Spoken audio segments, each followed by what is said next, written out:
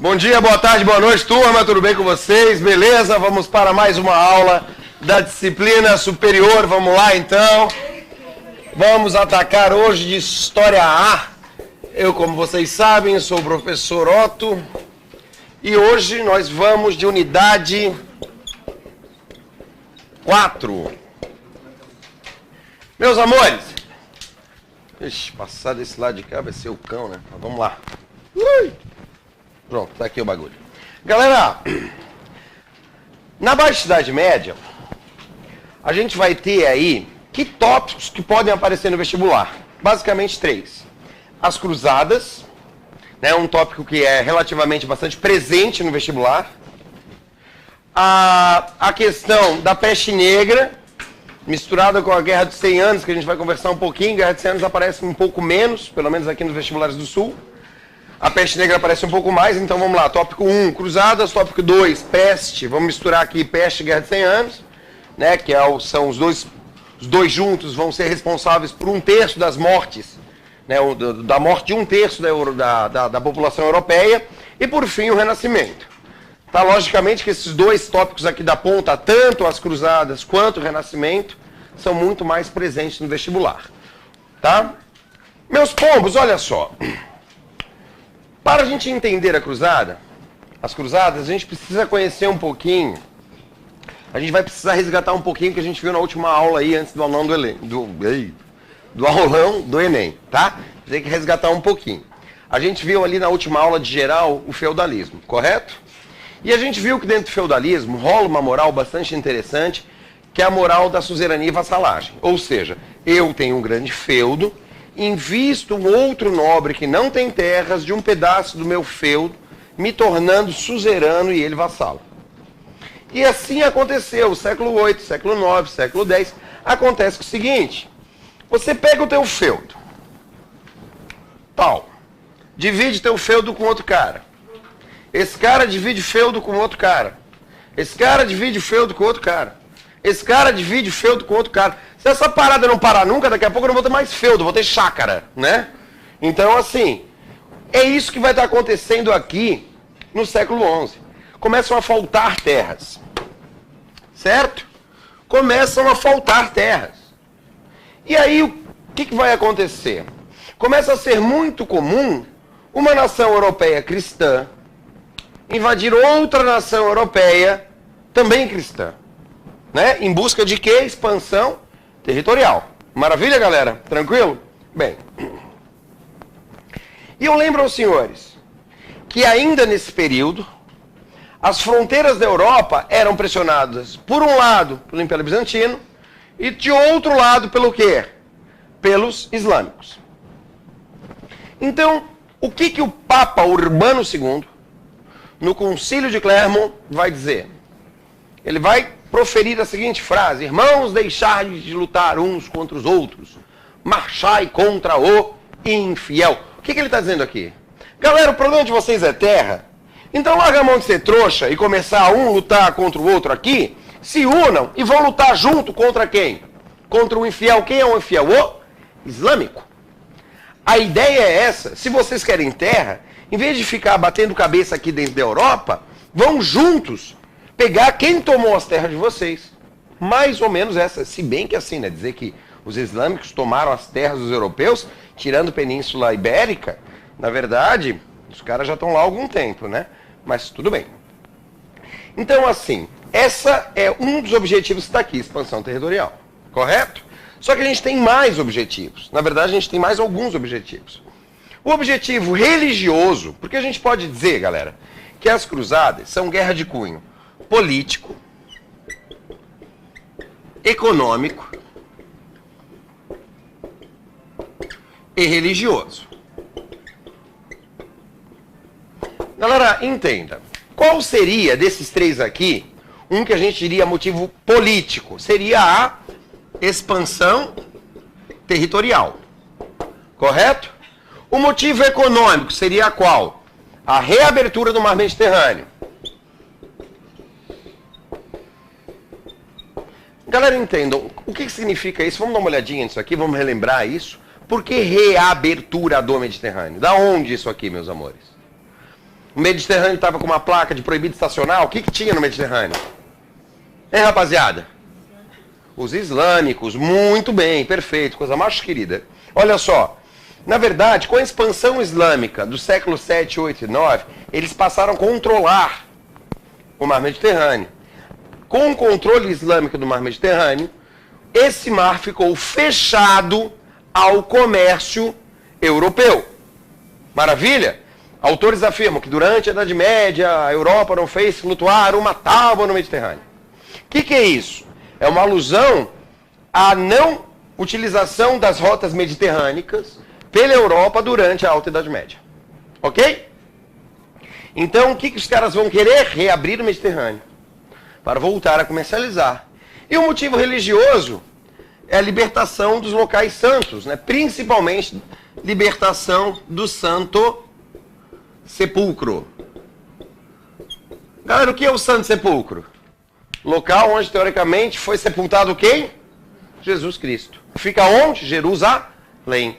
Então, na verdade, o motivo religioso é a libertação de Jerusalém e, assim, libertando o Santo Sepulcro. Coisa mais querida? Foi? Beleza. Galera, então, o que o Papa Urbano II propôs? Pô, tem todos esses motivos aqui. Tem nobre sobrando. Outra coisa interessante você perceber é o seguinte. Com o fim, com a desaceleração dessa relação de divisão entre suzeranos e vassalos, com a cada vez menos terras disponíveis para novos feudos na Europa, muito nobre começou a ingressar na cavalaria.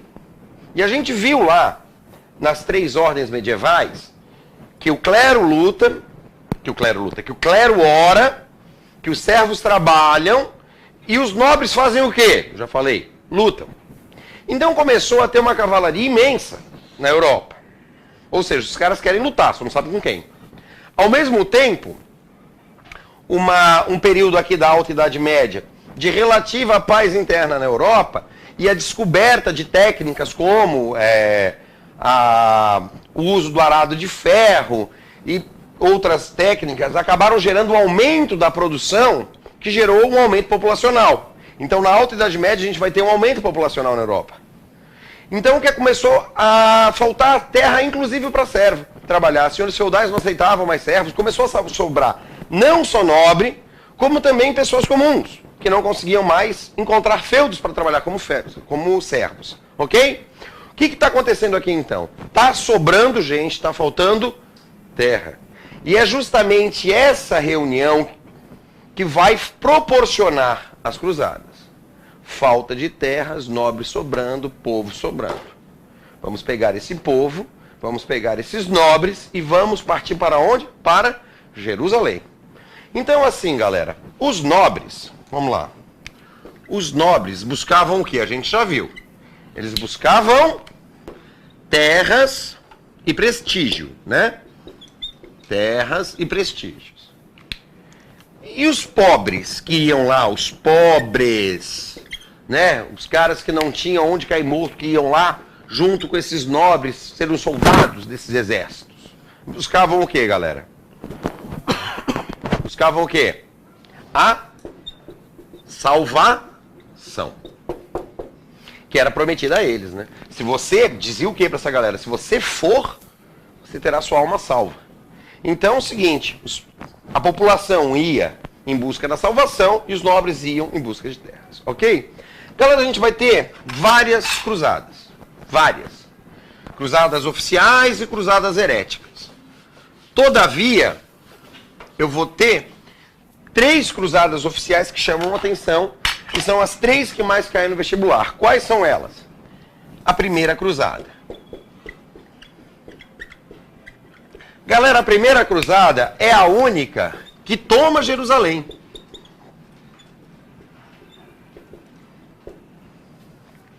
E sabe o que os cristãos fazem uma vez que invadem Jerusalém? Matam tudo que se mexe lá dentro. Ok? Só que assim, né? Tu tem território árabe, Jerusalém. Os caras entraram e tomaram Jerusalém. Em volta deles tem o quê? Tem o que aqui em volta deles? Árabes, árabes, árabes. O cara vai conseguir se manter aqui dentro? Jamais, né? Então, Jerusalém será reconquistada pelos árabes posteriormente. Então, a importância da primeira cruzada é que ela chega a Jerusalém, de fato, ela toma Jerusalém. Depois, os árabes vão retomar. Outra cruzada que chama bastante atenção é a terceira cruzada, que é chamada de Cruzada dos Reis.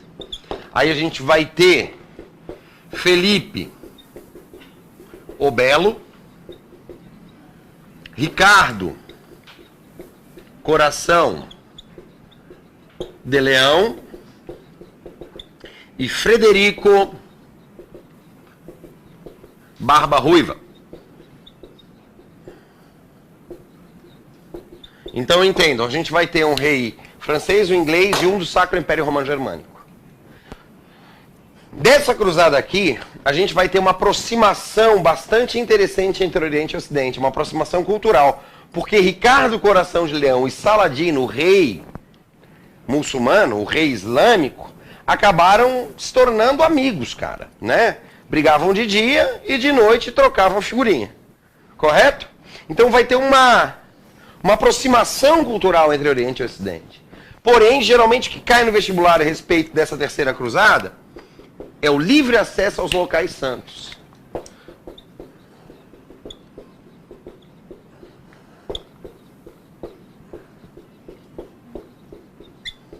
Vocês sabem o que é isso aqui, galera? Livre acesso aos locais santos? Os cristãos ganharam o direito de peregrinação. Então o cara se identificava na porta de Jerusalém, dizia, eu sou cristão, e ele teria o direito de fazer a peregrinação ao Santo Sepulcro. Ok? Ainda que Jerusalém estivesse sob domínio árabe. Maravilha? Agora, a quarta cruzada é a Cruzada dos Mercadores de Veneza. E essa cruzada a gente precisa conversar dela com um pouco mais de carinho, porque ela é muito presente no vestibulares e é um pouco mais complicada. Vamos lá, quarta cruzada.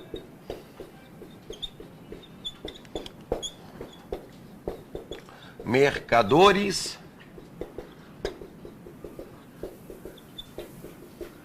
Mas para explicar isso aí, eu preciso explicar para vocês rapidinho uma coisa que aconteceu antes. Que é uma briga entre Oriente e Ocidente. Galera, olha só, uma coisa chamada Cisma do Oriente. Já ouviram falar nisso aqui, galera? Isso aqui é o racha da Igreja Católica. Seguinte, em 476 caiu o Império Romano, correto? Correto ou errado? Correto ou errado?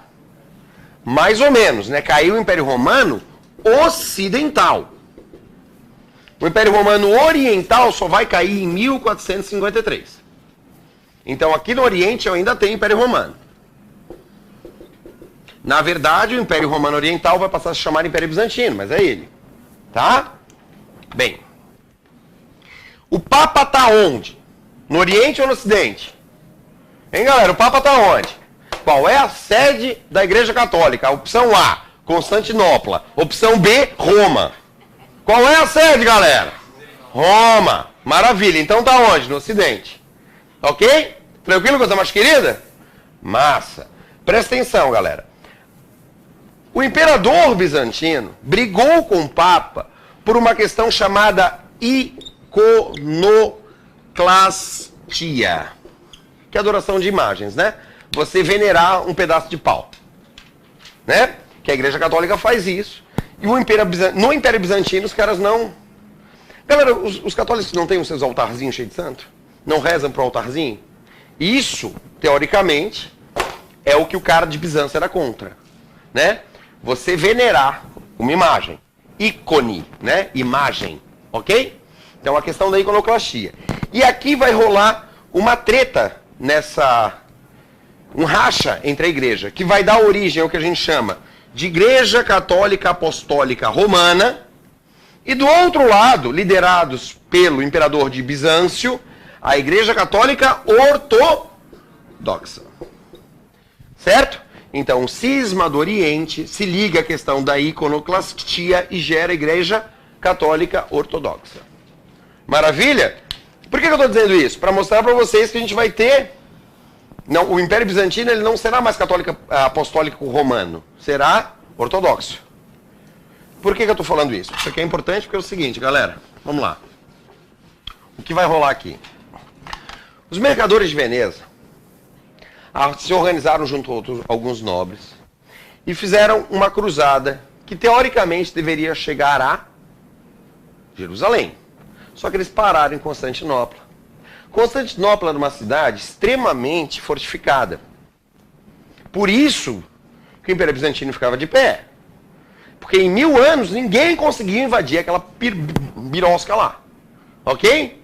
Os caras tinham uma defesa fantástica, muralhas fantásticas, ficavam ali perto do Estreito de Bósforo, passavam correntes no Estreito de Bósforo, não deixavam o navio subir. Então os caras eram muito protegidos. Só que eles abriram os portões de Constantinopla para os mercadores de Veneza dos rios cruzados, que uma vez dentro de Constantinopla, passaram rodo nos caras. Na verdade, eles pediram ajuda ao imperador de Constantinopla, que entendendo que a luta deles não eram contra os ortodoxos, sim contra os islâmicos, permitiram a entrada deles, eles entraram em Constantinopla e derrubaram Constantinopla. Certo? Destruíram Constantinopla e passaram a mandar em Constantinopla. Então, nesse momento, Constantinopla já estava voltando a comercializar pelo mar Mediterrâneo. E é aqui que vai ocorrer o que nós chamamos de reabertura do mar Mediterrâneo. E por isso, galera, quando a gente viu na história do Brasil, lá a primeira aula, expansão marítima, eu falo, o Mediterrâneo estava fechado sob domínio da Itália. Porque quais são as duas cidades que vão começar a controlar, a princípio aqui? Veneza e Gênova. São as duas cidades que vão começar controlando o mar Mediterrâneo. Então, da Quarta Cruzada, aparece o que a gente chama de reabertura do Mediterrâneo. Galera, a gente tem duas consequências muito interessantes nas cruzadas. A aproximação de Oriente e Ocidente, com a apresentação de uma série de produtos e mercadorias orientais à Europa, que a gente vai chamar de uma forma genérica de especiarias, que vão ganhar grande valor, né, comercial na Europa, principalmente os temperos, cravo, canela, pimenta, por aí vai, né, outros condimentos.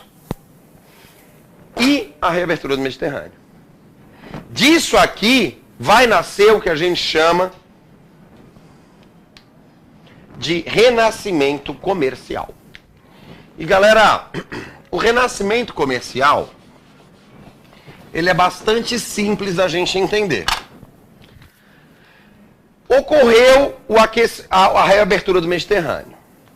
Ocorreu a apresentação de uma série de mercadorias orientais para a Europa. Então o que começou a rolar? Os mercadores de Veneza e de Gênova iam ao Oriente, pegavam uma série de mercadorias e traziam para a Europa e vendiam em feiras. Essas feiras foram crescendo. Essas feiras, a princípio, elas eram itinerantes. Ok? Elas eram itinerantes. Ou seja, uma hora ela estava numa cidade, uma hora ela estava na outra, e por aí ia, né? Vários locais. Porém, elas cresceram, cresceram, cresceram. Os próprios senhores feudais não queriam mais saber de receber talha, corvéia, banalidade em produto. Eles começaram a incentivar o servo a fazer o quê? Pega esse produto excedente, leva para a feira, vende e me paga dinheiro. Entenderam o que está começando a acontecer? Então, essas feiras elas foram crescendo, crescendo, crescendo, crescendo. À medida que elas foram crescendo, elas perdem essa característica de serem itinerantes e se fixam, dando origem aos burgos. Galera, o que é o burgo? Burgo é uma cidade que nasce do comércio, que nasceu da feira. Aqui nasce uma nova classe social. Dou um pirulito para quem acertar. Qual é a classe social que nasce no burgo? Opção A, o proletariado. Opção B, a burguesia. Né? Claro, logicamente, né, galera? Aqui vai estar nascendo quem? A burguesia. Que é essa classe que vive do comércio. Entendam, então o aumento das atividades comerciais gera o renascimento urbano, ok? Então do comércio nascem as cidades. E nessas cidades a gente passa a ter duas organizações muito interessantes, que são as corporações de ofício e as ligas hanseáticas. O que você vai procurar aqui nas corporações de ofício? Galera, o que acontece? A alta Idade Média, o comércio foi muito fraco. Ele decaiu muito. Então se perdeu muito na arte do fabrico de produtos. O que vai acontecer? Artesãos, mestres artesãos, passam a ensinar essas técnicas para aprendizes, para garantir o controle da qualidade do produto. Ok? Então assim, por exemplo, eu sou um mestre tecelão, vou ensinar os meus aprendizes a arte do fabrico de tecidos. Aonde eu ensino isso? Na corporação de ofício. E qual é a moral disso? Garantir a qualidade do produto que será vendida na feira. E a Liga Hanseática, ela vai garantir aos comerciantes o que a gente chama de monopólio de determinados produtos. Quando aparecer aqui, você vai ver, você vai procurar, quando aparecer corporação de ofício, algo que se ligue aos artesãos. Ensinamento de técnicas e tal. Quando você vê Liga Hanseática, você vai procurar o quê? Monopólio. Monopólio. Determinados produtos só podiam ser vendidos por determinadas ligas, para evitar a concorrência. Maravilha, galera? Tranquilo, coisa mais querida? Então vamos para o último tema da aula de hoje, último tema, que é uma consequência do renascimento comercial e urbano, que é a peste negra.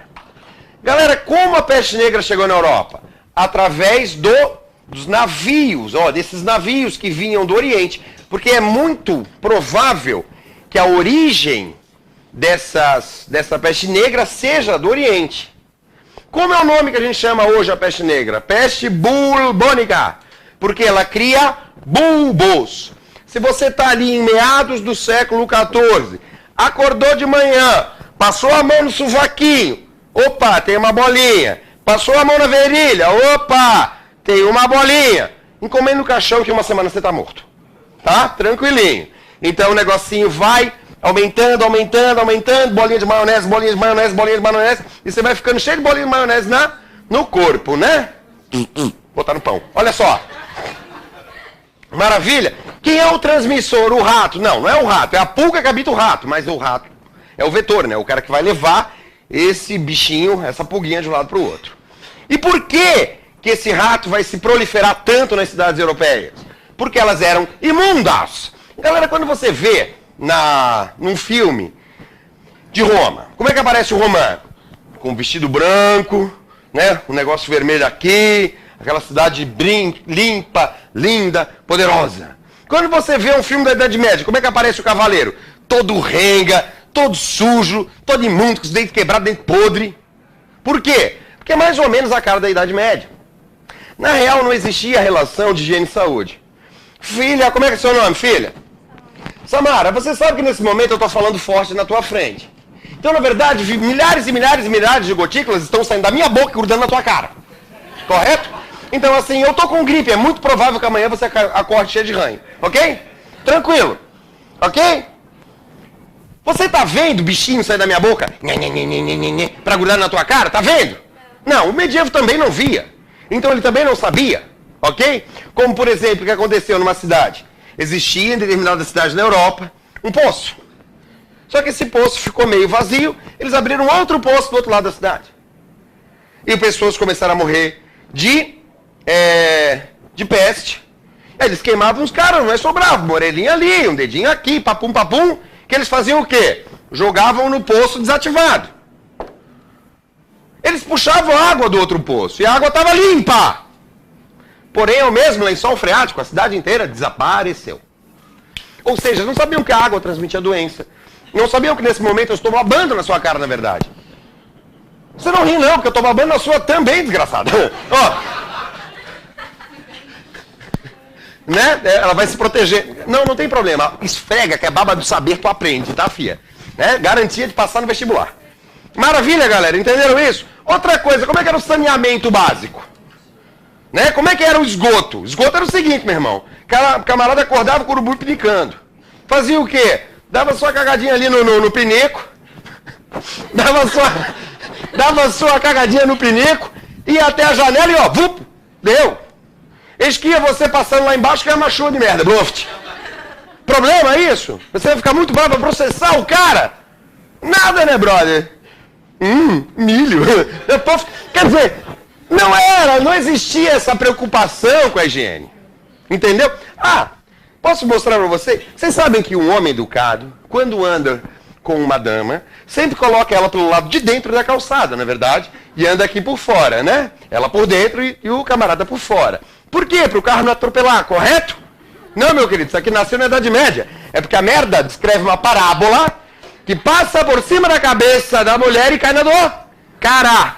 Ou seja, desde a Idade Média, a gente recebe cocô na cabeça por causa desse gênero maldito. Tá? Entenderam, galera? Então, assim, não havia essa relação de higiene e saúde. E a peste bubônica foi-se... Né? Aqui tem um mapinha que depois você olha em casa com carinho, que mostra a evolução da peste negra. Galera, a peste negra dizimou 1/3 da população europeia. Não é brincadeira, não.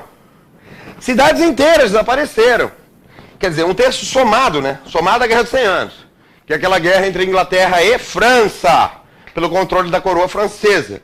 A guerra aqui, essa Guerra de 100 Anos, que é a grande heroína dela? Joana d'Arc, né? A mulher que, segundo alguns, começou o feminismo, pois queimou o sutiã na fogueira, tá? Não, mentira, gente, tem nada a ver com as calças, é porque um aluno uma vez colocou uma coisa dessa, ela falou, né? Quem é a Joana d'Arc? É a mulher que inventou o feminismo, ela não queimou o sutiã, professor. Eu falei, se ela tava de sutiã, ela queimou, tá? Não tenha dúvidas. Entenderam o que eu estou dizendo, galera? Então aqui, qual é a questão da peste negra? A peste negra é muito importante, que ela vai mudar muita coisa na Europa. Por quê? Lembra que eu falei que na Alta Idade Média a gente teve um grande crescimento demográfico? Pois é, na Baixa Idade Média a gente vai ter o quê? Uma retração absurda, né, em relação à demografia. Quais as consequências disso? Temas da nossa próxima aula. Um beijo para vocês, vejo vocês na semana que vem. Tchau, tchau.